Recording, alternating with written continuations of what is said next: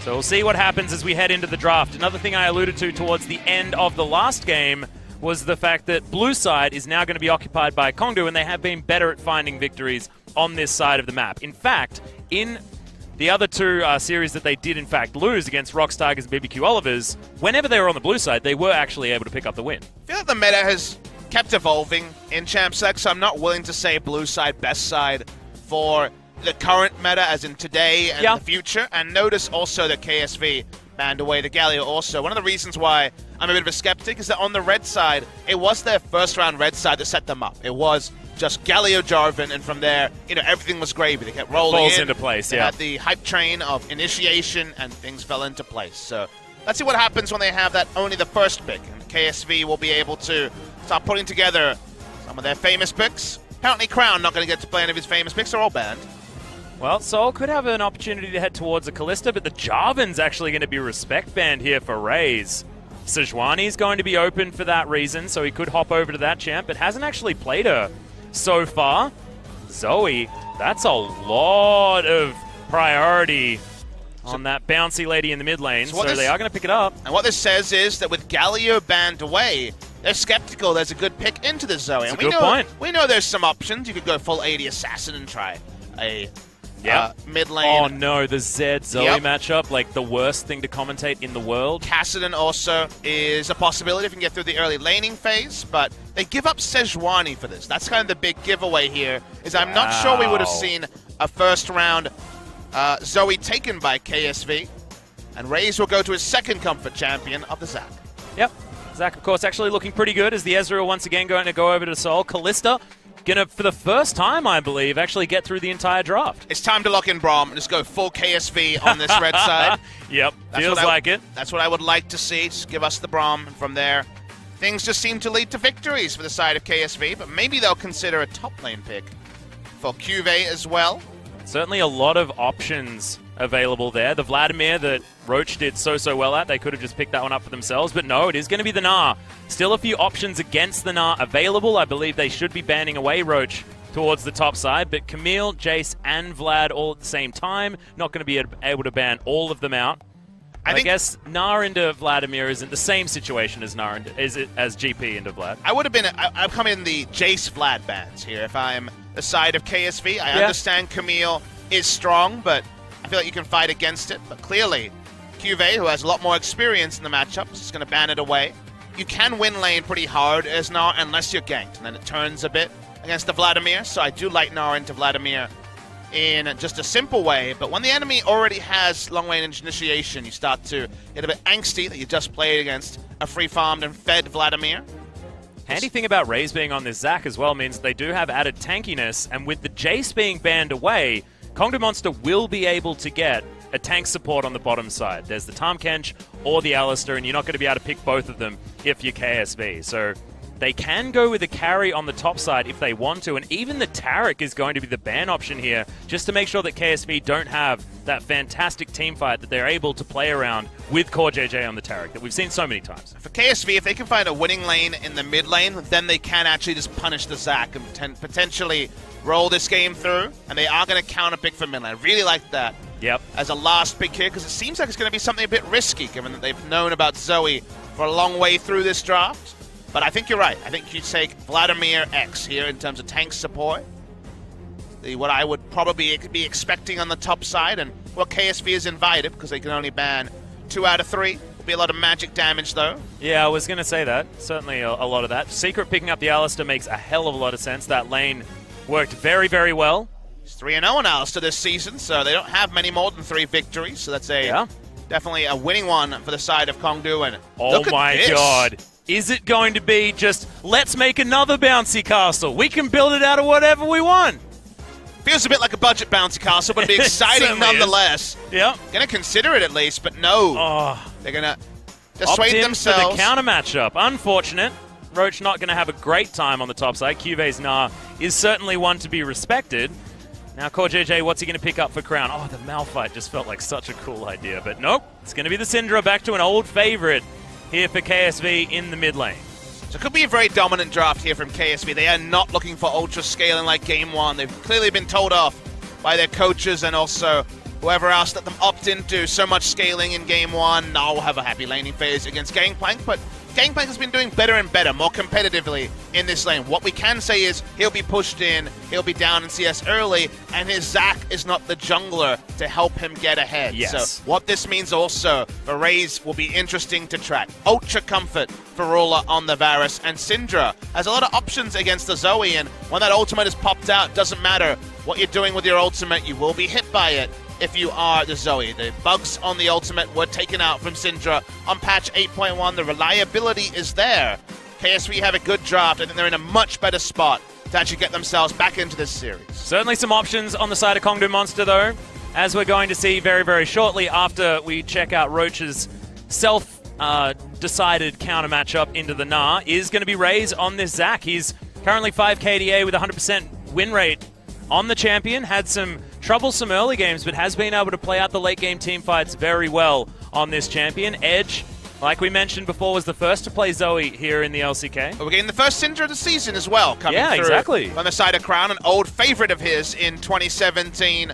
I do like the KSV have thrown out the scaling. They're actually trying to fight this time. Yeah, a lot of protection to be offered by Core JJ as well. It's a very different feel. Haru can play up in the early game as well. We'll see what happens as we hit Summoner's Rift.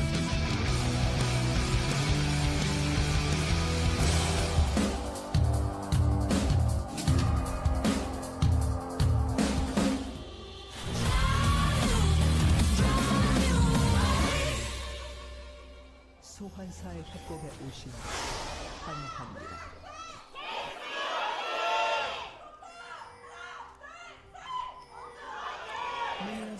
Gets me every time. Absolutely love it. Kongdoo fans certainly with something to scream about this time, though.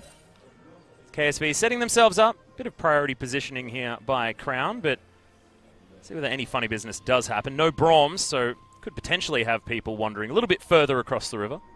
KSV fans have the unfortunate reality that in Korean there is no V sound, so ends up being more of a KSB, which is, you know, awkward when it comes to the name of a logo, but King SV on the screen there from one of the fans. KSV fans will feel a lot more optimistic this time out, and Haru is going to be running the Fleet Footwork as OGN has been able to get us this tech onto the runes much earlier. Thank you, OGN, for upgrading.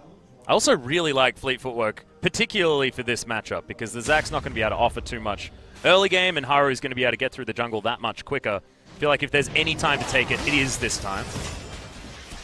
And it's Haru, right?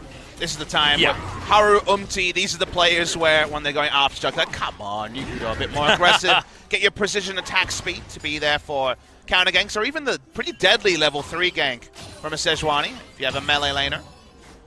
Edge paddling his stars across this this lane, but Crown will be able to throw those orbs back, keep the work done, as that was a cute one. You don't often see the forward ones, right? That was cool. Yeah.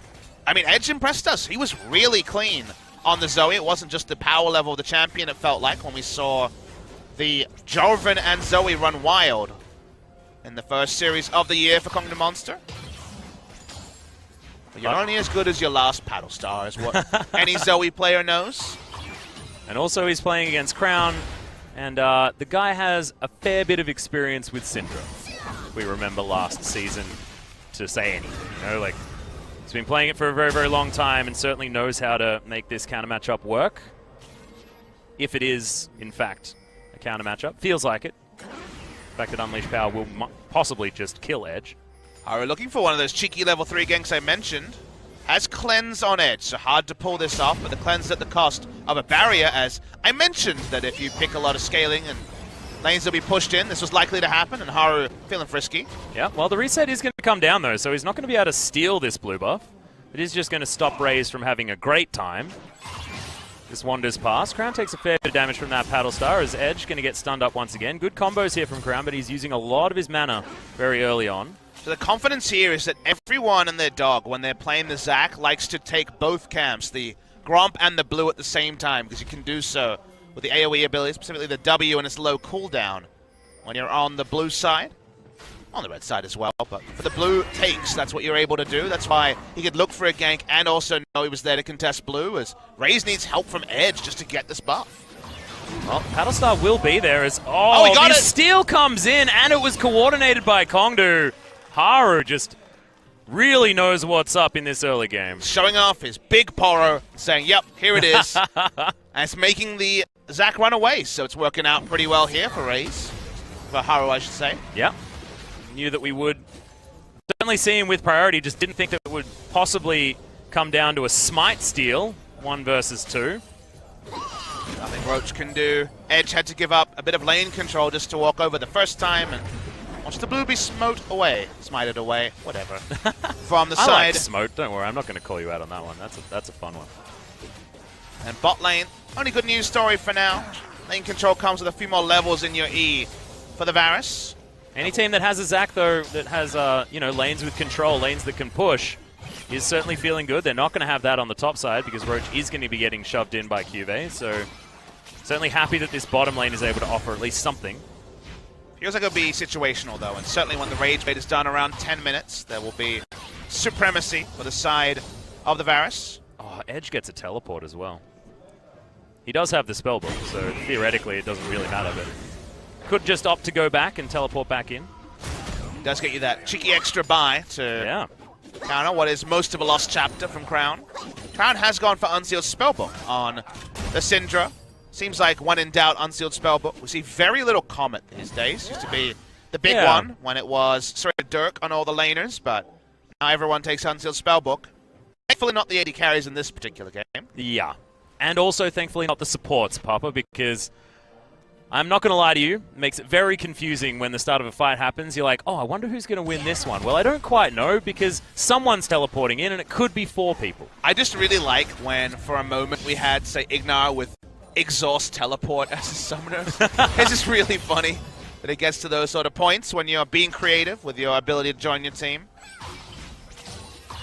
Well, Edge will be able to farm under this turret quite nicely with a 10 CS lead for Crown, gets himself a free back, and that lost chapter you were talking about is going to be picked up alongside another book. He's got a lot of information up here. He's just going to be able to wander back into this lane. Not a lot of wave clear just yet for Edge, so should mean that Crown doesn't miss out on much at all. At least now with that amount of range picked up, the Paddle Star is going to be able to clear out the back line. Again, Haru's the benefactor here. Pushing lane top, control in mid lane, and Haru can do whatever he wants to Zac. You know, Zac has no way to fight back. He uses his AoE clear ability to get into the camp, and it's also his escape. So, at the end of the day, Zac just basically has to put down defensive vision and hope he doesn't get contested at all his buffs. Not normally a story with the Sejuani, but with free footwork and lanes like this, Haru can be a pseudo Rengar, an invading jungler, and fulfill that role very well. Yeah. Edge at the moment, though, is actually commanding a bit of respect here in the mid lane, as Crown is going to be standing very far back. Doesn't want to give Raze any opportunities and didn't necessarily have vision towards the top side of the map. Red buff steal time. Okay, Haru coming back to be a nuisance once again. He has the scuttle, so he has the blast plant, so he can do this pretty risklessly. Yeah, it's actually going to bump their heads together, though, as Raze does get the smite down. Crown going aggressive onto Edge, but just going to try and pressure him out of this lane. Unleash power, not going to really be able to guarantee any kills, but now Crown getting a level up, gets a bunch of his mana back.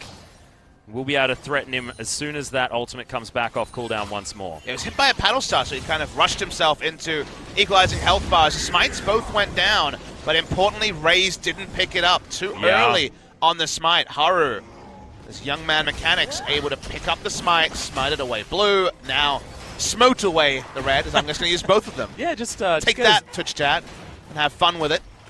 Haru's just on the advance, and he is being a battle ward here on the Sejuani. It's more about a playstyle thing, and the playstyle is working out perfectly for Haru. Well, now QV might be in a little bit of trouble. No. Edge actually just going to go up and eat himself some honey fruit. Back into the mid lane after that one's cleared out very quickly by Crown. Uses all of his mana, though. Has Haru if things get a bit dicey, but does have to watch out for getting hit by these paddle stars. The one problem with the Syndra is that it doesn't have a lot of mobility, as Raze just doesn't want that minion to give vision away. And level 6, he actually doesn't have the biggest elastic slingshot range, so yeah, true. Kind of requires Crown to walk over very suspiciously to the right side of the lane. Haru continues to be a jerk. He is a jerk. This is just that feels bad moment. At least this kind of confirms why he's playing, right? Because that's ambition. Is very, very rarely plays the true battle ward style. Very often he will take a step back. It's kind of weird that in game 1 we saw Haru on the scaling side, but we have seen them sharing champion pool more than you'd expect. Ambition has played 3 Rengar games this season.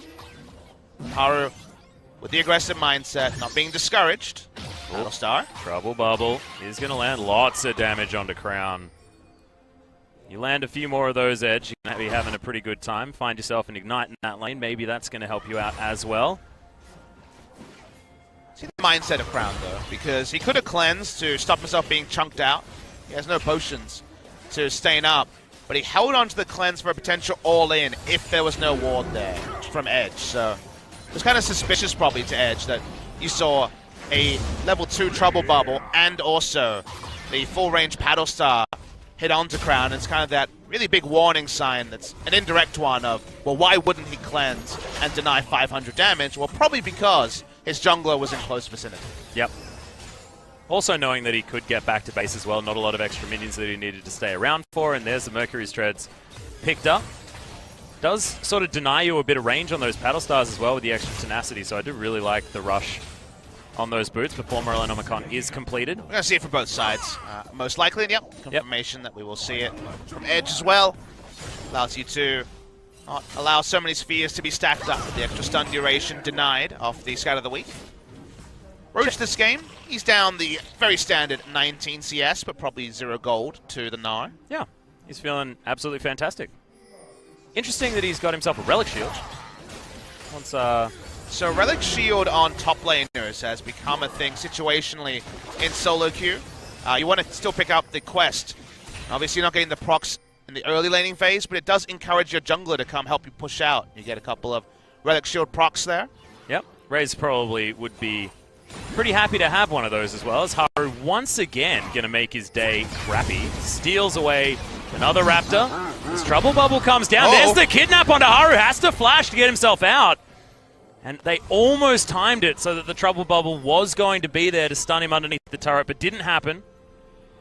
It's a bit of a next level there. I think it was a misplay from Haru. Probably thought he was outside of the zone of the Let's Bounce. But because he got kidnapped over the wall almost to his peril, like you mentioned, he knew the E had been used for wave clear, so he thought, okay, let's try and get the passive out here, or at least harass away the Zac, but unable to do so. It's shorthanding the Trouble Bubble a little bit after the portal jump. That's okay. You can see now that Edge can use that portal jump to amplify the damage. He's got a lot of wave clear. Just one for the melees, one for the range. Battlestar isn't going to be enough, but there's the ultimate from Haru. They're going to be able to lock down Soul here. The heal comes out. He wants to survive as he flashes to safety. All of his summoner spells are on cooldown, but at least there is an opportunity here as Edge wants to find this paddle, doesn't get it onto Crown. At that level of max range, the Merc Treads, CC duration reductions. Being a Solstice ignited, he's dead. The Ignite is going to come in. Piercing Arrow is actually going to secure it for Ruler. This is the bottom lane carry that Ruler is so incredibly practiced on. And so disrespectful. At the end of the day, he allowed himself to get flashed on. Didn't expect aggression from a Tahm Kench. But Haru was also invading at the same time. Why not go for a risky play when you know you have the coverage of your jungler as well? If it ends up being a counter gank by Raze. Smart timing from KSV playing around, and it also draws out the cannon barrage to keep the turret HP higher. Well, at least they are going to be able to save that turret, as Crown's health bar is not very good at sustaining himself through 2 Battlestars, Pop Smithy. Nope. That's going to be a rough one. Seems to be getting better and better for Edge in this lane as he's able to keep the range up. Unleash power isn't a problem if you're just going to always be half a screen away. In 5v5s, if we do see the ARAM-esque plays, the game goes on with 10 peoples in mid. There is, situationally, Gnar, Sejuani, and Tahm Kench to tank some of them Battlestars, and also the Tahm Kench to stop there just being a pure one-shot onto a carry. So, yeah, while you're never going to have full protection from the hellacious time there is against a Zoe late into the game, you do have more options than a lot of comps do. 4JJ opting in for the Boots of Swiftness as well. He doesn't want to get slowed down, especially with Cannon Barrage being an option here in these teamfights late game. Wants to be able to get over to his carries that are possibly going to get harassed. And against Trouble Bubble, having Devour is pretty damn useful.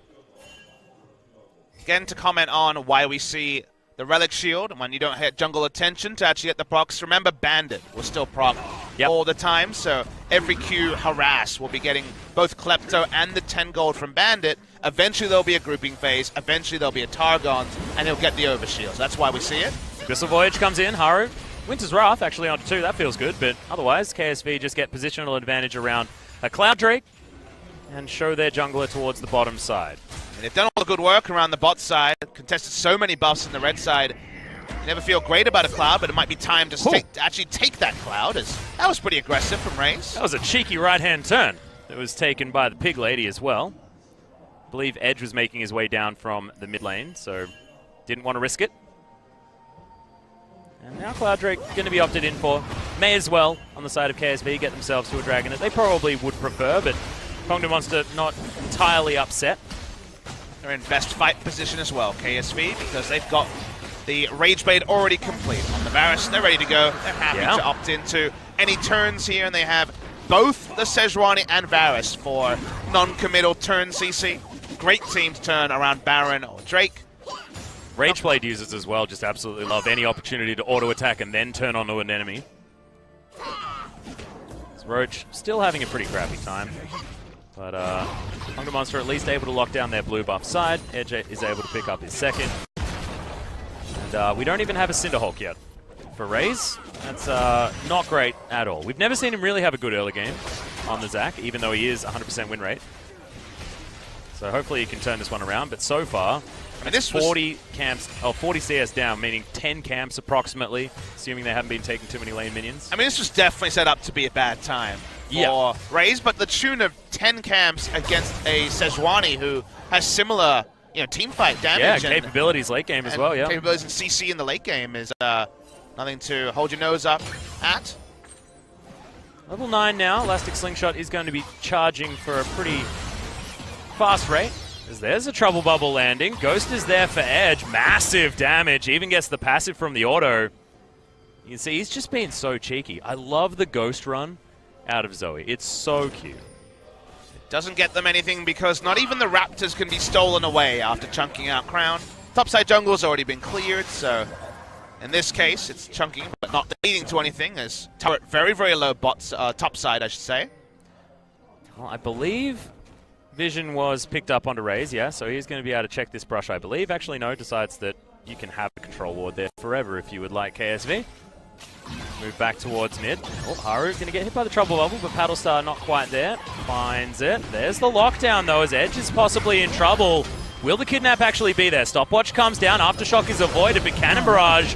Okay, flash out from Crown.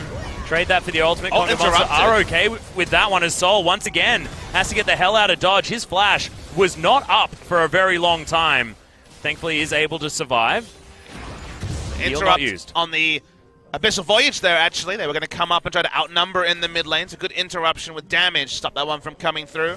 Will not interrupt this turret, though. They're looking for it right now. This is a real bad time. Soul gets himself out of the way, but at least all of the minions are dead. So KSV not wanting to opt in for any sort of dive just yet. Raze down here as Soul will get himself back to base. So health back for the Ezreal. Still no flash. KSV understanding the AD carry is no longer there. Edge comes down. He's got a flash on his W ready to go. Okay, what can the Zoe get done? Looks like nothing. Going to be the answer to that question. So Roach lost his tower on the top side, so first tower of blood going over to Cube. A lot of standing gold soon to be cashed in on now that we know that bot lane turret is similarly at emergency levels of health, the side of Kongdoo Monster. Yep, under siege. Early game completely to plan for the side of KSV, not quite in the explosive way that we enjoyed from Kongdoo Monster on the red side in game 1, but regardless, going to be very similarly effective in this game. Gold lead doesn't necessarily reflect it, but KSV have done everything they needed to. Haru has, with a second invitation, taken a more proactive jungle pick and made it work. Yeah. Proactive jungle pick that will certainly work when KSV have their time in the late game that they love so much as well. So compositionally, probably the most optimal. That's why we see Sejuani banned out so often. Soul continuing just to try and survive in this lane. So far, 20 CS down. Ruler's Varus. As, Edge is going to have a rough time. That was some amazing footwork there from Edge. As the Trouble Bubble comes in. Raze is here just to try and help out. But he may just die here. Trouble Bubble does the Paddlestar does about nothing to Haru. didn't have a lot of ranges. Oh, Secret. He wanted that headbutt pulve. You could feel it. It would have been probably a bit too dangerous. Arcane Shift just after the Scat of the Week comes down. As there's the stun to Core JJ. In goes Secret. Finds the headbutt pulve that he was looking for. And there's the team fights that Raze is known for. KSV losing a lot of their health bars, but haven't actually died just yet. Good instant cleanse. Oh my god, that stopwatch from Edge. He's still going to die, but it looked good. Secret does come in with a headbutt onto Cuvee, but he's just going to continue the onslaught, and somehow that was actually a win for KSV. It was looking good for Kongdoo. They landed a lot of their buttons, but it just wasn't quite enough. I was also baited into thinking that would be the turnaround fight for Kongdoo Monster when the two-man kidnap was actually enacted by Zach. We watch things start here. Core JJ, of course, you get so much value out of that gray health. Heads are knocked. The double kidnap happens, but Core JJ can flash away, and they're not able to actually have any consistent damage on anyone. Soul is out of this fight, looking for a bit of assassination, meaning there's pretty low damage. No Gangplank, no Ezreal, no threat onto KSV, so smart of them to train down the closest person, which ended up being... God, Core JJ played that so extraordinarily well. Saves his own life, dodges every Mystic shot from Soul, and then gets himself out after getting Crown out of what was an impossible situation. Absolutely stunning, and also means that these picks like the Syndra, like the Varus, don't feel that bad against this composition that does want to jump on you, because the mobility certainly isn't there, but with the Tahm Kench, he just eats them. There's not too much of an issue. I mean, Core JJ is someone we praise a lot, but I feel there's not a lot of adjectives used to really revere him and talk about why he's so good. To me, he's a super classy player. He's very good at laning phase. He's very good at warding. He doesn't often put a foot wrong. That's why his death against RNG in the group stages of Worlds was so surprising. Bit of a needless positioning error. He doesn't make a lot of mistakes, and then he does things that just look pretty exquisite around team fights. So a very, very strong support player after being pretty indifferent as an AD carry over his career. That's going to mean a 2-0 lead KSV. Second Cloud Drake. A lot of extra movement speed. Actually going to feel really good against Edge, who wants to throw these paddle stars around. You want as much opportunity to get out as he possibly can. Hey! There's the drive-by. Doesn't actually get it long enough, though, and he's actually going to wait around it here in this pit, use the ultimate, gets himself out. As the Honey Zac just gets in at the right time. There's an EQ on Jarvan that can do similar things at range, but Zac is famous for being able to jump over the pit and smite a dragon. Really nice little stuff there. Understanding the Zac very well does Raze. Does actually slow up the onslaught of KSV's early game. They'd earned a Drake advantage, but they don't even get one. 1-1 in those Cloud Drakes. Yeah. Next one's going to be a mountain, though, so maybe a little bit more coveted. Get a bit more of that damage on the objectives, so we'll see whether we're going to get another fight around there. 22 minutes into the game. Didn't actually see Rift Herald taken by anyone, I don't believe.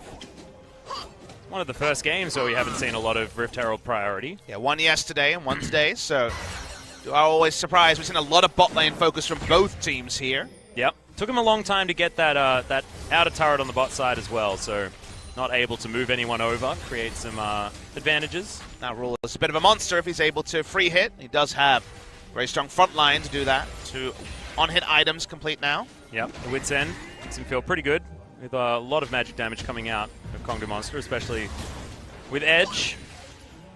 Soul has a bit of it as well, have to remember. Got a very early QSS out of Soul as well. He's really scared about these Scatter the Weeks and the ultimates that are flying through from Haru. He's been on point, landing the Glacial Prison. What I want to see from Soul is, I also noticed that, and I thought, okay, that's very defensive. It could have been a, most of a start towards his Blade of the Ruin King at that point.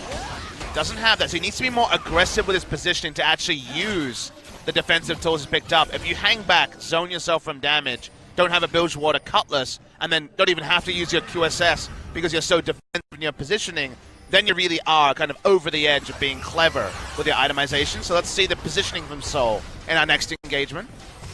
Positioning of Edge as well, you can see he's going for some sort of flank as, Trouble Bubble comes in. Core JJ has to use the Devour. Could be an opportunity here for Kongdoo Monster. Secret and Raze want to get themselves into position. Edge, no bubble to be found. His Ruler wishes his piercing arrows did a lot of damage because he just can't quite get in the right ranges. There's the exhaust onto Ruler. I believe that was with Spell Thief. Yep. That was from Edge, just trying to slow him down, but nothing to take there. Go back to pushing mid, still happy with the Gnar in the bot lane, pushing, getting a couple of chip autos onto the Gangplank turret. Let's see some Baron vision from KSV. This is where you should have a control ward well positioned on the Baron to ensure that whenever you go off the map, are they starting the Baron or are they not? Should be the pressing question for the side of Kongdoo Monster. Rich has his 2 items, Sterix is done, but Cuvée is still continuing to be very frustrating. These barrels do not last very long at all. Underneath this turret means that KSV just have a lot of control. Oh, that feels good, Edge. Thank you very much for the satisfying wave clear. But still a good back here. So you notice that KSV had map supremacy and didn't do anything with that. Okay, are we criticizing them here? Notice they all went back and bought control wards. There was just then 9 in the inventory, 1 just placed by Rule. Had to sell it, I should mention. Yep. Because the problem they have is they had control over mid lane, pushed it in. They could push in top lane as well, Syndra versus Zoe. But they couldn't actually stick control vision on the blue side jungle of Kongdoo Monster, and they couldn't look for a pick or look to start Baron without that. So they desperately need to control the blue side. That's why they need to reinforce with control wards. They were short of them. It had been a long time since the last based. Just back away, return to where you're strong. Don't make any over-aggressive moves, where Zoe might just ruin your day. Yep, they have to be careful as well, because you can see Roach, he's actually moved towards the mid lane. Doesn't want to stay in a long lane against the Gnar after he shoved things out. In fact, Cuvée very close to his Randuin's Omen for item number 3. Same story with Haru. That Ray's very tanky right now, with the Warmogs there as well, so happy to take some harass and then just heal it back up. Okay, Haru, what are you going to be able to get done here? Trouble Bubble comes in, heal's actually going to be used from the Spell Thief. Just summon a spell's flying everywhere, Pupper. It does confuse me a lot, but that one's not going to be one that anyone actually is going to miss. The blue buff should be taken. Crown does grab it. Okay. It's the first objective. They want to take in that blue jungle, but the control wards are sticking. They can't see Zac. Yep, could be able to get the kidnap here. Just going to take the frog. Core JJ flashes away, but it's a good placement on the cannon barrage. They get rid of the Tahm Kench. Soul could be in trouble though as Cuvée comes in. The auto attacks are there. Really good stun comes out of Crown, and he locks down the Pirate. Kongdoo Monster, they knew exactly what they wanted to do, but it just didn't work. And we wanted to see Soul's positioning. I like the aggression to start, but too far. Even with Summoners and QSS goes down.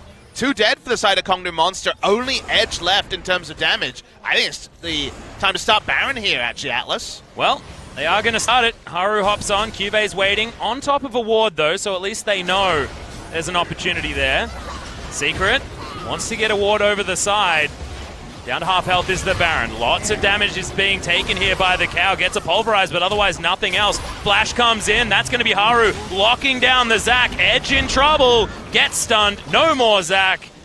And the Zoe's not going to be able to do anything here. Crown's just going to weather that storm. Baron's not going to be opted into. Just yet, at least. Soul has come back up. Roach is there as well with the teleport. Yeah, 2 kills there extra after KSV were able to punish Kongdoo Monster and Soul in particular for being too aggressive. Very smart setup by KSV. Getting 2 kills, definitely worth it, even though you have to turn off the Baron. They will also take the outer mid lane turret. Continue to ratchet up that vision, or the 1 auto attack away from being able to complete that objective. Yep, another mini wave, a little bit far away. So KSV going to back off.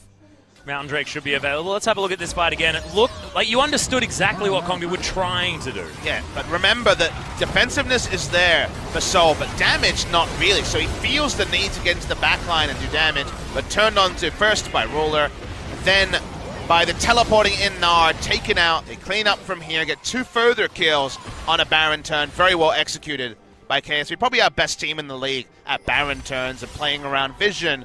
Weren't able to do that in game 1. That's why they rolled over. They reinforced their draft with much more early presence.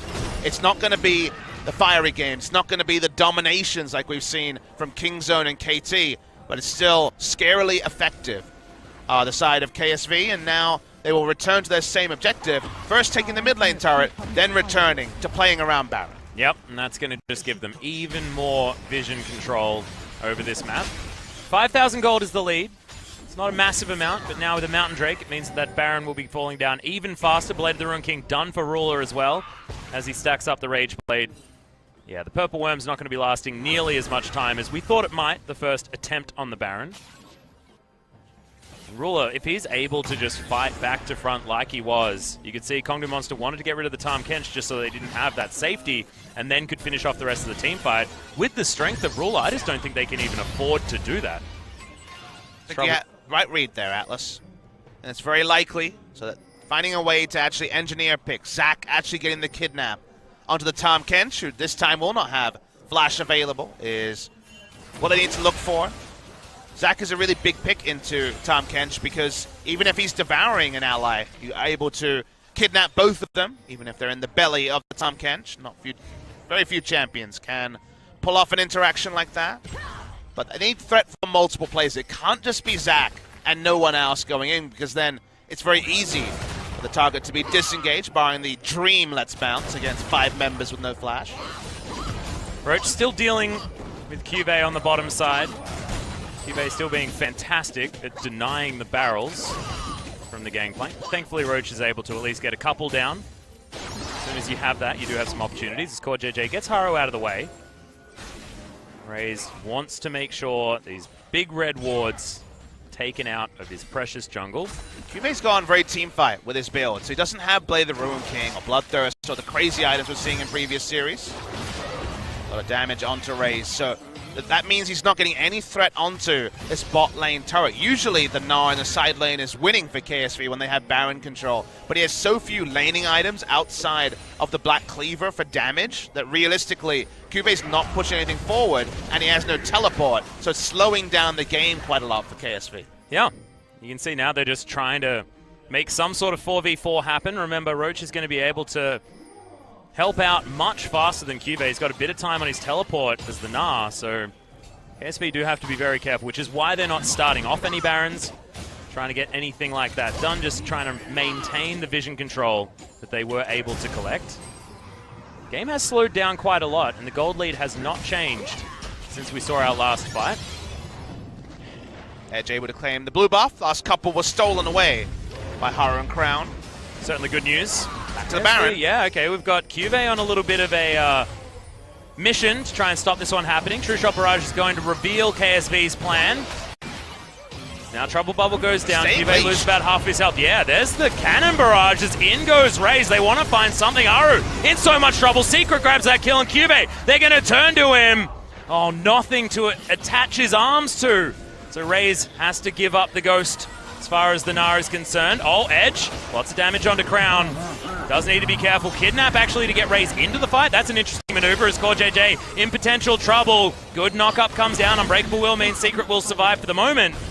But they're just so good at surviving. Roach takes down a turret because he just didn't know what else he could do to help out. It was a big mistake in that team fight by KSV. Ruler kept the Baron leashed while Haru was on very low health. He doesn't have Warmogs to be able to regen out of combat and was largely in combat during that fight. Because Haru and Ruler had different ideas about what to do, the Cannon Barrage came down. There were no good choices anymore. They were going to opt into damage. So Haru just goes down. Mistake by KSV. Not the synergy we would expect from them in a late game, mid to late game scenario. But with Haru, that has always been a bit more wavering compared to the clearer calls in the mid to late game with Ambition. So back to the drawing board there. KSV did surrender a lot of their map control because of that missed call between AD carry and jungler.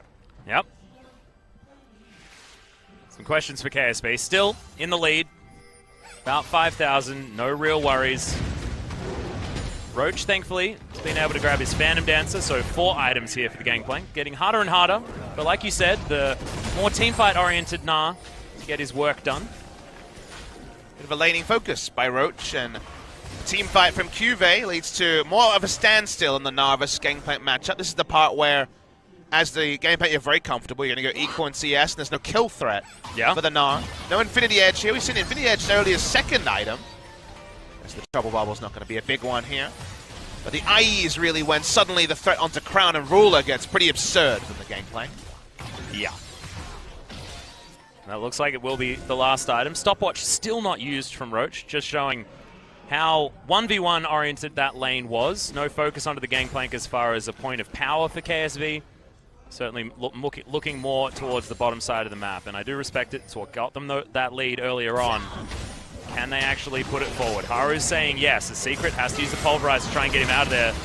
Unbreakable Will is there. Devour comes in as the Cow's just getting slaughtered right now. Trouble Bubble comes in. Good Cannon Barrage and True Shot Barrage over the top. The Barrage combo as Edge gets a Paddle Star on top of the tank. Makes him look like not even one of those as Crown takes one. Edge is now trying to claim some lives. Soul grabs it to finish that one up. And there's a Trouble Bubble. Edge. This is a two-man damage duo as Soul gets the extra movement speed. The flash forward. That's going to be Ruler falling down. Edge is moving like you wouldn't believe. The double kill, that'll be Baron. And Kongdoo Monster, like the sleeping giant, pull out the team fight. And this is why Edge is getting those bans against the Zoe. His moves in the team fight were unbelievable. That wasn't the non-committal AP Nidalee Spears from years ago. That was weaving in Trouble Bubbles and Paddle Stars in impressive fashion. They get the Baron and KSV. Can they actually lose what looked like a winnable game for them for the whole time? Watch the replay here. It starts off much better for Kongdoo than you'd imagine because KSV are fighting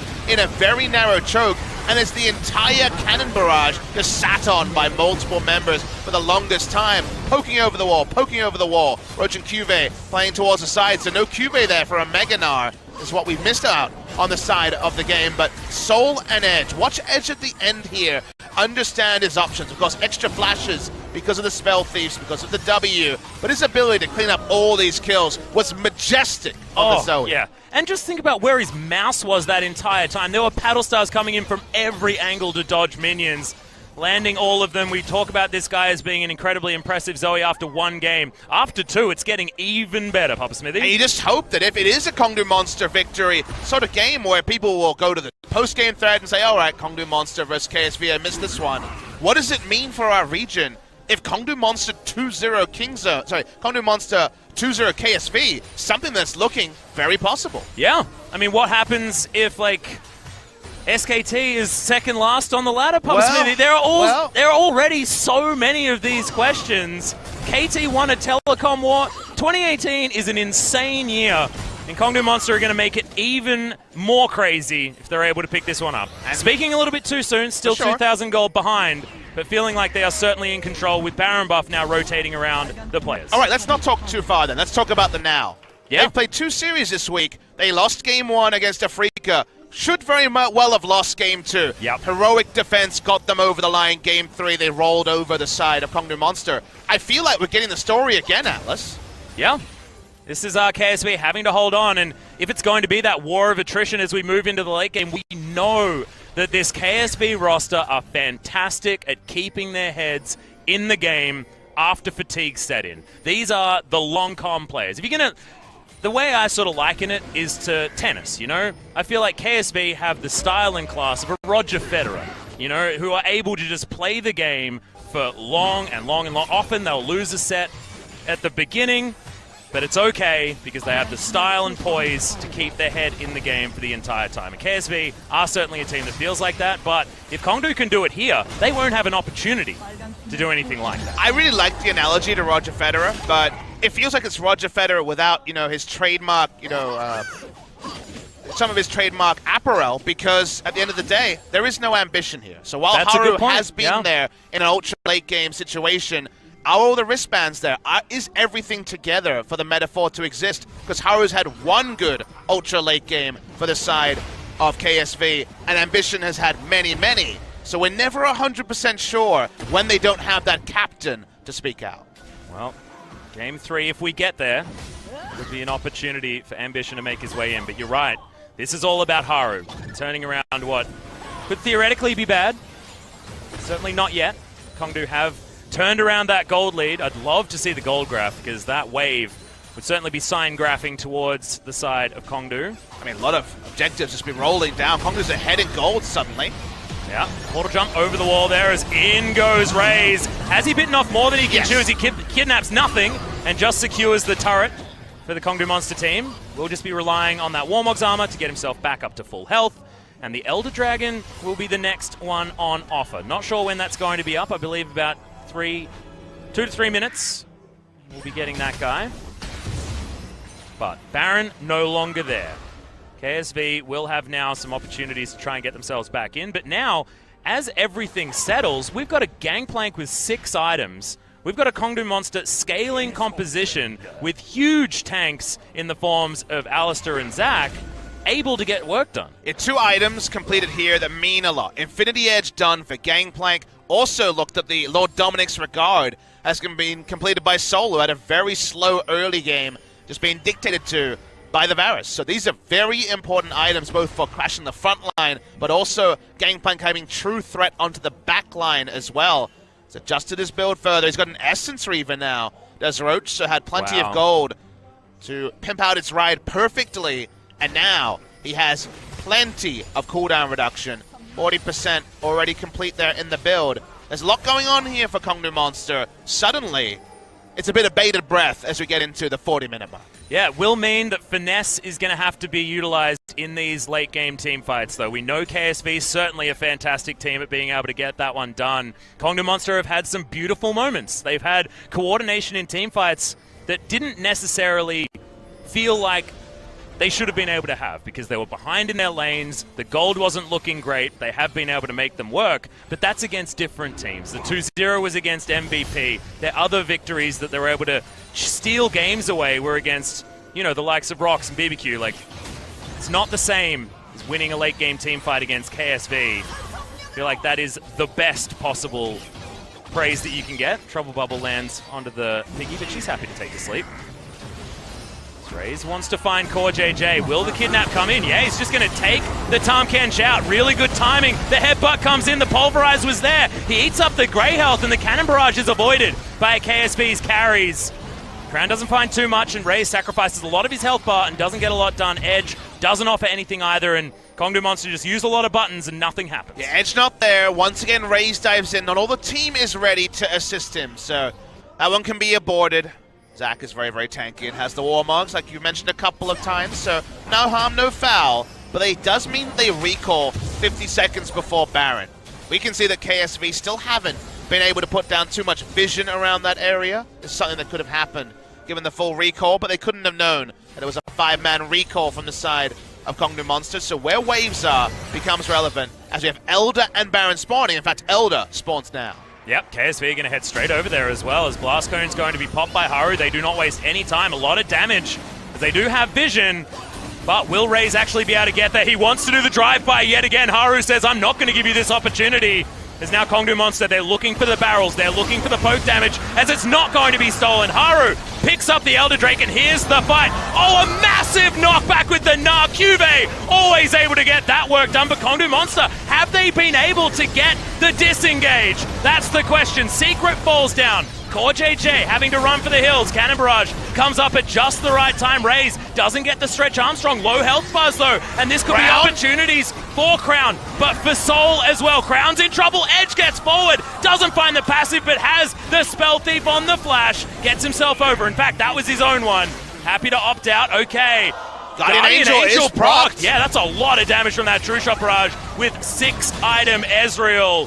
Kongdoo Monster still on the offensive. Baron is available. Can Haru get back in time is the question. He's launching himself out of this base. These fights are never decided with the first round of damage like many other fights we've seen in the first 2 weeks of the LCK. They're looking to kill Haru. He's face checking. They're going to get straight on top of him. He flashes out. Arctic Assault's there, but Trouble Bubble comes through. Battlestar locks him down from Edge. And could it be it? Can Kongdoo Monster get over here? The flash with the Spell Thief always gets me. That one was on cooldown though, so thankfully that one's not going to bait me in that time. But this should be the Baron for Kongdoo Monster. It's going to be a freebie. No way to be answered here. Secret dies, but it takes a long time. And from there, KSV quickly realize they have to get the heck out of dodge. You can't have reliability on these steals. Raze can't do it 2 out of 2 times. The fight starts. The Gnar is huge, even though it's not CC, and you might be baited into thinking, Kongdoo Monster, this is the moment where KSV take it to ultra late game and win. Secret dies, but first the ult, just to have a slowing field, and then everyone realizes that, wait, the threat of the Lord Dominic's Regard onto the Ezreal and just the Trouble Bubble, allowing for one-shots left, right, and center, but the actual flash of Edge in that case to kill him. Unfortunate, but they get the kill in there. The extended teamfighting and skirmishing from Zoe and Ezreal. Massive hypermobility in teamfights when all those summoners are down, even for the Zoe, means the chase is on, and the chase leads to a second Baron for Kongdoo Monster. Wow, this is a frightening one though. Ruler has just gone back, he's sold his Wits End, and he's got an Infinity Edge. We've got late game Varus online. If he can get there, sit down, and get the auto attacks in, that is so much damage. On the other side, Sol is going to keep his boots, but that is no longer an Iceborne Gauntlet. He's got the Trinity Force. So we are getting to that late game stage where the damage is certainly going to be available. No boots for Roach. He's got a Guardian Angel. He's got all of that crit. If the Gangplank lands any multi-man barrels, holy crap, people are going to be taking so much damage. The Cannon Barrage that has been positioned so well so far this series has been brilliant. And now the Siege. Kongdoo Monster playing up. Hop now on cooldown. Ruler has to be a little bit careful. The Paddle Stars are going to be risky. Okay, ultimate comes down from Haru. Locket comes in, but yeah, no more cell division from Raze, and Roach down to that GA very, very early. Decent knock up from Secret, but now Kongdoo Monster have to get their carries out of this fight. We've got time bought, but in goes the big nah. We got the boot pin to the wall. Double kill comes out for Crown in the meantime, and that is why you can't overcommit against KSV. Yeah, Raze overrated his own tankiness. Doesn't have a lot of armor in the front lines to the Infinity Edge, and Blade the Ruin King just burst him down. See Soul here looking to try to take someone on the backside. He's going to look for Crown and kill him. He does. Oh, picks it up. And Core JJ's not going to be able to get the follow through. No one's hanging around. There's now Soul, empowered recall, wants to get himself back to base. His recall's been cancelled. Yeah, I think it did get stopped, and this will be the base broken. We've got long death timers, exactly. Raze, he's got 10 seconds, but everybody else, it's double that at least, and Soul just can't get himself out. Core JJ is being such a menace. They've got a minion wave. What's Soul even going to be able to do if he gets there as the Tongue Lash doesn't quite find him? Raze gets in, True Shot Barrage comes down, Haru is taken out. No more turrets, but Ruler's going to die. QV's going to die as well, and somehow Soul survives, picks up the triple kill, and we've got the game continuing. They're going to start rushing up. They're going to try to end the game now as well. Atlas, there's a teleport taking out Core JJ, to try and denying minion waves. Yep, in goes the Cannon Barrage, wants to find Core JJ. He will. Grey Health is there, but Roach is so sticky with this item build. He's going to get eaten, but that's not going to be a great time.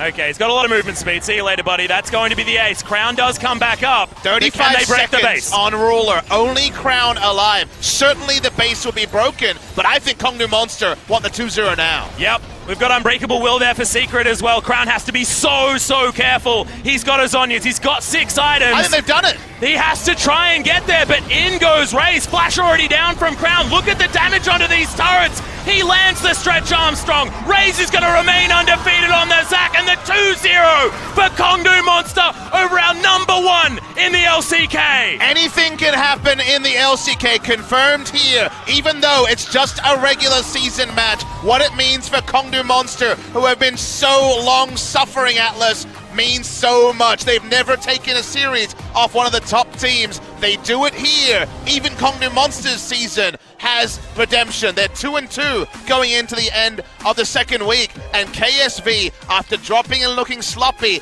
a game and not a set necessarily, but almost a set against the Freaka Freaks, drop a set against Kongdoo Monster. I think KSV were looking forward to future opposition. They didn't look square in front of them. Game 1 draft, disrespectful. Game 2, not clean enough with their setups, and it ends up being a famous victory for the Kongdoo organization. Yep, Kongdoo looking absolutely brilliant. The Freaka Freaks are looking on. Of course, they're going to be playing next, saying they're feeling the redemption. That's exactly what happened to them, and KSV were the ones that were able to turn it around. And this time, Kongdoo Monster, they do what looked like the impossible. And if you want a level-headed explanation from my perspective of why KSV lost this game, because it was traditional KSV, right? Nara versus GP, should be winning bot lane, 4 members, eventually you'll get the Baron, so much turn and CC. What went wrong? I think QV went too team fight in his build. Didn't build Blade the Ruin King, Bloodthirster, Hurricane. Didn't build to kill Gangplank, and then KSV never actually initiated fights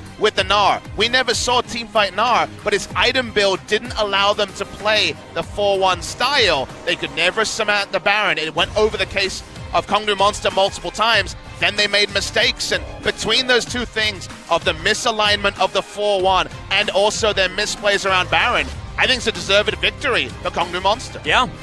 And once again, it's a Kongdoo Monster victory that you get a bit confused about because you just don't know where you want the MVP to go. You can see hell of a lot of damage coming out of Soul and Edge in that mid lane. The Zoe once again looked brilliant. The main turnaround teamfight was probably all Edge, but everyone had their moments in clutch times for Kongdoo.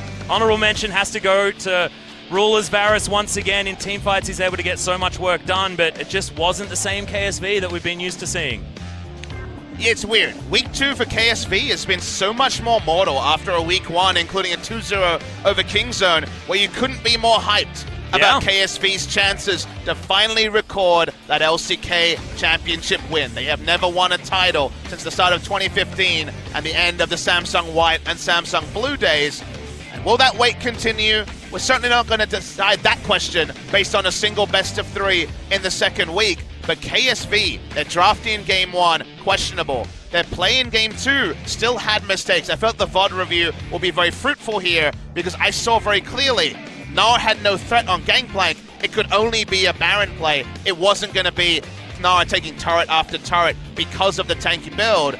And it didn't feel like KSV put both those things together. Kept going. The timer got to 30, to 40, to 45 after KSV controlled the early game. And that just means it can be the crapshoot. It can be one great team fight that decides the game. It was 2 here for the side of Kongdoo Monster, but full credit to them. Yeah. Just very impressive. Need to shout out to Roach as well. I feel like this is the best series I've ever seen Roach play in the history of Kongdoo Monster. As an organization, I just never seen him play that well. That was such a great performance. The Vladimir in game number 1 was near flawless. Of course, he was put in that position by his team, but the cannon barrages were well placed. His chase down on Core JJ at the end was, of course, a little bit elementary, but certainly was able to secure the victory for them. The decision-making of this team, though, is really what stands them apart and what has been extremely impressive. Taking a lot of time here. I guess there must have been a split vote when it comes to the MVP. Let's see who it will be assigned to. We'll find out soon. But the Kongdoo fans, the long lenses are out. The zoom lenses are out. They're ready to take some photos and to celebrate what is a famous victory for Kongdoo. Coaches are in the booth. Everyone discussing what was a great performance by Kongdoo Monster. Yeah. Really beautiful look. If you were to give the MVP, who would you give it to? This game? Yeah.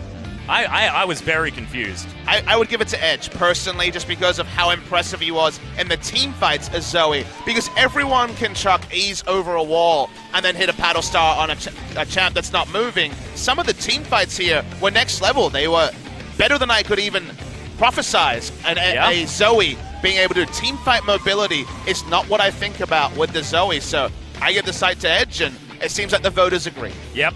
Edge, a well-deserved pickup here, and this is exactly the team fight that really, basically won Kongdoo Monster the game. This was their turnaround, this was their opportunity to get the way back in. Once again, a fantastic cannon barrage, but it's the follow-up, it's the cleanup by the Zoe that really does show why she's so strong and why she's been getting bans here in the LCK. And I guess it's a compliment to Edge that we see a different type of disgusting from the Zoe. We know about the one-shots, but here the team fights is something that I didn't even query. We're in a meta where often teams will wait until 10 summoners are up before they run at each other, and think about how many summoners and flashes were able to be used by Edge over the course of this fight. It looked like he was Ezreal with how much teamfight mobility he had.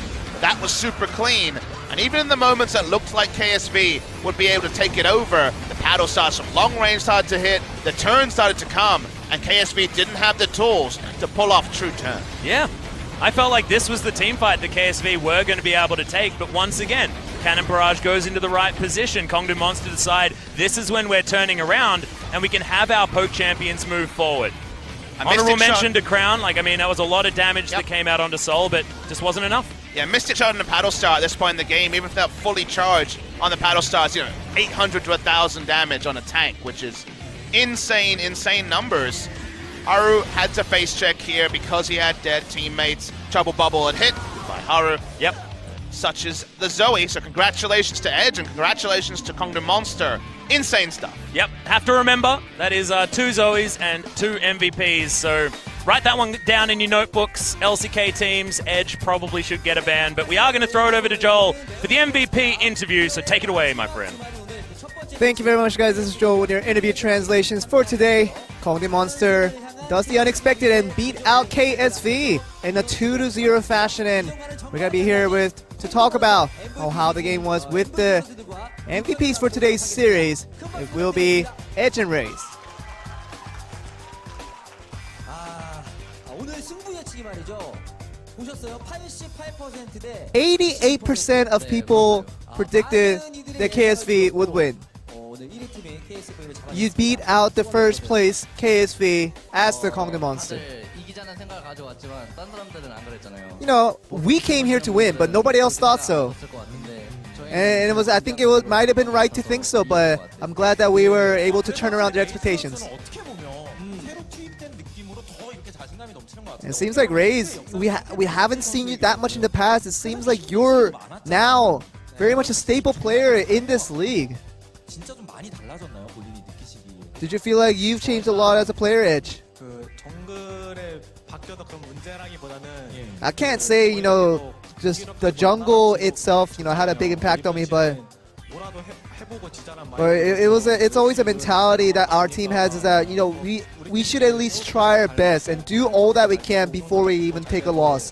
And we will not accept anything less than that, and that's the mentality that got us this far and got us the win today. 이수 선수는 아시겠지만 천정희 선수가 천정희 코치님이 예전부터 좀 압박 피드백으로 좀 유명하세요. You know, Raze, you're very much aware that your coach is very aware of these aggressive feedbacks depending on the results. 이미 진해업 때부터 느꼈지만 Yeah, I knew since my junior days, but 선수도 있는데 저는 되게 you know, some people take that a little bit to their heart and have a hard time with it. But 콩도 올 때도 I know the guy very well. 온다는 소식과 Ever since, you know, I've heard the news that he was going to come over to Kongdoo, and I just was very confident that I can come in and have a great time with him. 하면은 혼나야죠. But I think it's the right thing. You should be aggressive when things aren't going well. And I appreciate the coach for that. 그래서 뭐라고 하시면서 맡기오신 거예요? 엣지 선수. 나이스라고 하면서 You know, as soon as he was coming into the booth, he was just screaming out nice, and 그걸 너희가 이겨서 너무 행복하다. he was just really happy about us getting the victory, and I think he couldn't express it in just words. 것들이 사실은 공이 좀 필요했거든요. 네. 그래서 1세트 이야기를 좀 해보면은 Let's go over the first set. 엄청났습니다. 이 상남자식 이니시다. And we talked about the initiation of Raze. It became the highlight of what Game 1 represented for you.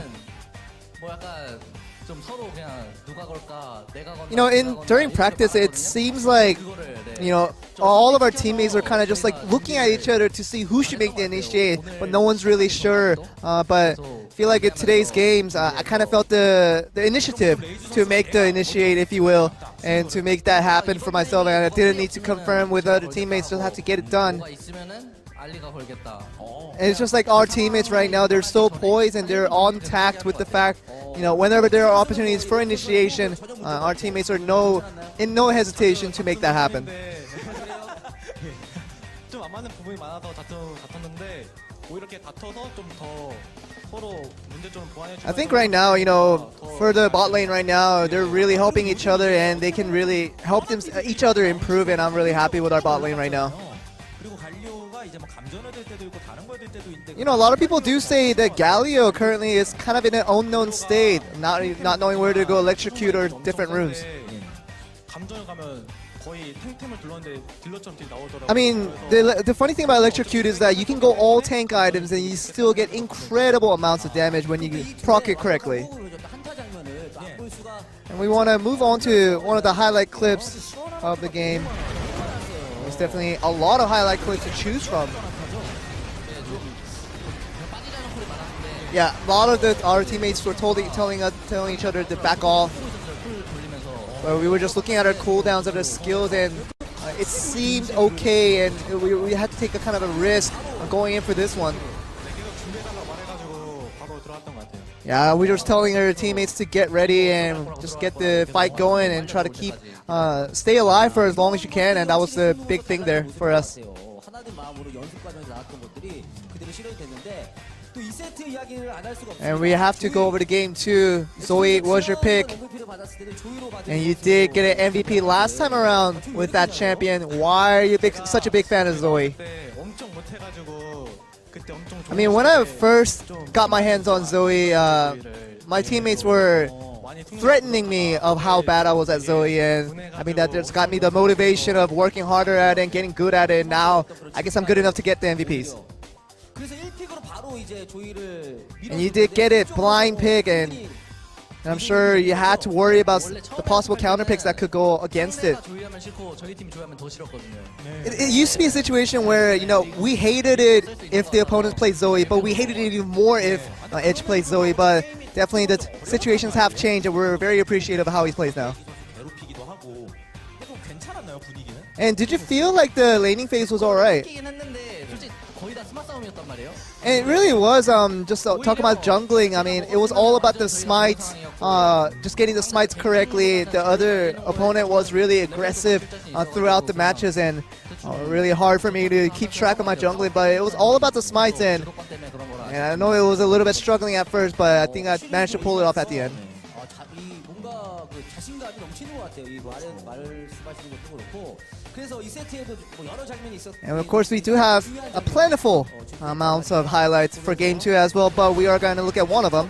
정말 또 여러 번 나왔는데 항상 레이즈 아니면 시크릿 선수가 And it always seems like Raze and Secret are the ones tanking most of the damage. 서야 되는데 딜러 믿고 서 있긴 하는데 제가 좀 You know, I just kind of trust that our DPS champions will take care of the damage first, and I just try to soak up all the damage that I can. And it just seemed like Edge was always behind the back and putting all the damage in. 너무 들어가는 편이긴 한데. Yeah, I think I do have a tendency to overextend at times, but sometimes the overextension gets me more kills and more damage in, so I'm always willing to take that risk. 과감하게 들어가는 모습 그렇습니다.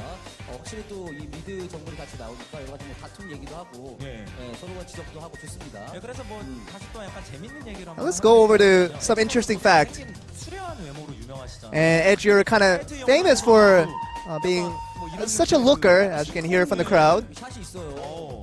5대5 가르마 보셨죠? Did you happen to see a picture of you on social media that has kind of gone viral recently? Yeah, I think I know what you guys are talking about. 저희 그 여자 또 제작진분들이 약간 아찔하게 이렇게 놀라시더라고요. You know, a lot of our production staff, females that is, were quite surprised by the level of appearance level for Edge. 너무 못 나오기보다는 웃기게 나왔다고. You know, I think I was more funny than anything. I just kind of had a laugh looking at it. 잘생기긴 했는데 저희 No, Edge is 때는 뭐 it's great looking, but 뭐 옷도 후줄근하게 입고 but whenever he's he's around us, and his fashion is quite terrible, and I think his face is good looking, but he needs to work better on his clothing. 하나만 더 여쭤볼게요. 그 마지막에 어쨌든 한타를 대패하고 And of course, losing that big team fight during the game, and it almost seemed like a situation where you guys might have lost the entire thing. 그거 딱 치고 아 이거 앞에 있지 말았어야 되는데 하면서 그냥 Yeah, we were regretting a lot of things whenever, as soon as we lost that team fight, because I felt like I was a little bit forward position more than I wanted to be, and I think that might have been the biggest reason where I lost that team fight, and it just felt like you know, we should have lost that one, and we were kind of giving up a lot of hopes after that, but. 끝났고 뻔한데 And it seemed like the towers were falling down, the turrets were falling down, the Nexus was almost falling down, but 이즈가 왔는데 이제 막을 수 있냐 생각을 해야 되는데 you know, but Israel's coming forth, and he was just asking us, can we just hold them from finishing the game? There was a lot of suspicions and a lot of question marks on our end, really thinking of the possibility of, can we actually stop this halt? 대패를 했는데 그것 때문에 또 But I think losing that team fight in such a big way kind of got the opponents to be a little bit complacent, which actually helped us get the win at the end. 했습니다. 각오한 말씀. Would you like to say anything for the last part 다시 유지된다. in your motivation for the rest of the season? 솔직히 KSV가 굉장히 잘해가지고 배울 점도 You know, during the 많고 practice, we learned a lot from KSV because they're a very talented team, and we didn't do as well as they did. 이긴 거 보면은 But the fact that we beat KSV today, I think gives us a lot of hope for the rest of the season that we actually do have a possibility to do well. We're going to try everything we can to get closest to the championship as we can. 팬분들께 또 한 말씀 부탁드리겠습니다. Anything you'd like to say to the fans, Edge? 이번 경기 전에는 좀 잘 할 수 있는 판인데 좀 많이. And of course, before this actual match, we had a lot of games where we could have done really well, but we faltered on major aspects that led to our losses. But we want to limit those as much as we can so we can have a more successful season. And that is the end of the interview with Edge and Raze from Kongdoo Monster defeating out KSV 2-0. We're going to send it back to you guys. Thank you very much, Joel. Great to hear from Raze and Edge. Also really good to hear that Edge is really handsome for about half of the interview. It's brilliant. Things that are important in Korea. Looks certainly right up there. As the look was not good for KSV in this particular series. Game 1, the draft. Yep, if you're way better and can style on your opponent, maybe you can get away with it. Kongdoo Monster up to the task of just wombling them down with the bouncy castle. Game 2, it was one where KSV had full control. It looked like it would be a traditional KSV victory. I like the draft there from KSV. It was turned around by the side of Kongdoo Monster. And now we get back to what is a very interesting ladder. We could have Rox Tigers equal first in just a couple of hours' time. They actually play in our next match. Yep, and then Afrika Freaks could actually get themselves 2-2, which doesn't actually move them all that much further. Theoretically, Kongdoo Monster now at a similar position Game to them. much higher. Exactly, that's the confusing part, right? And so +2 for Kongdoo Monster puts them more close to that third place position. But, like you say, Rox Tigers versus Afrika Freaks. Rox have been surprising us with some really decent play, especially in their last couple of series, and Afrika had that disastrous end to the series against KSV last time. We know KSV is being fallible. Where does Afrika Freaks stand? Honestly, within everything, because even KT, they're moving back. Afrika beat them. It's always this rock, paper, scissors of I have no idea what to expect. And we have to remember also, there was that big period of domination by Afrika in that particular series, so I think it really is going to be interesting. Is it going to be the tears and exhaustion, or is it going to be the team that almost beat KSV 2-0? We're going to find out soon. After the break. See you later, guys. Back in about an hour.